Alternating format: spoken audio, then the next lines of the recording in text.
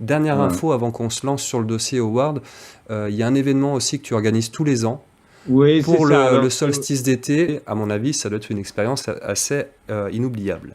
oui, voilà, c'est au mois de juin. Donc, si on se retrouve sur Nuria, ça ne sera pas entre le 21 et le 24 juin, parce que ces jours-là, nous sommes pris globalement de 6 heures du matin jusqu'à 22h30, puisqu'on va du lever du soleil jusqu'au coucher de soleil en général lors de ces journées.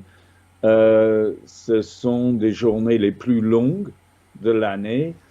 Et c'est le moment de faire des observations très intéressantes dans les sites mégalithiques. C'est la 17e fois qu'on organise cet événement solstice d'été. Et depuis quelques années, ben depuis le Covid, au fait, j'ai pris l'habitude de marcher entre les sites.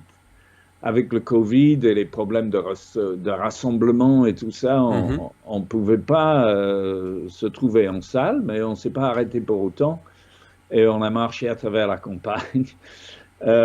Et c'était magnifique. Et cette année, donc, le titre, c'est les connexions mégalithiques du Grand Karnak.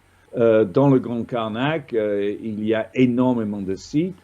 Et dans cet événement de solstice d'été 2023, on va surtout cheminer entre différents sites et comprendre les relations qu'il y a entre ces sites et comprendre la géométrie, comprendre l'intention de ces bâtisseurs, ce qu'ils étaient en train de faire et qui nous dépasse. Il faut quand même dire que nous sommes très, très loin hein, de vraiment comprendre ce qu'ils faisaient. On a l'impression que nos cerveaux n'ont plus le logiciel pour raisonner comme eux. Oui, nos cerveaux ou nos habitudes. Il faut se déprogrammer d'une façon de faire. C'est pour ça le fait de marcher entre les sites. On va sur un site, on parle, on explique, on montre. Et puis le fait de marcher jusqu'au site suivant, ben, ça donne le temps de justement de digérer. Je trouve très intéressant comme formule et ça crée un esprit dans le groupe. Enfin, c'est très intéressant. Voilà, franchement, de faire ça comme ça.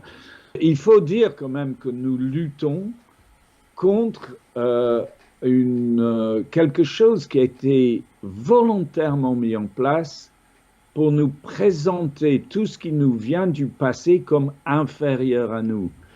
Et globalement, on a été imprégné du message qui est circuler, il n'y a rien à voir, il n'y a rien à comprendre. Et je pense justement qu'il y a quelque chose à comprendre, quelque chose Ouais, de très important.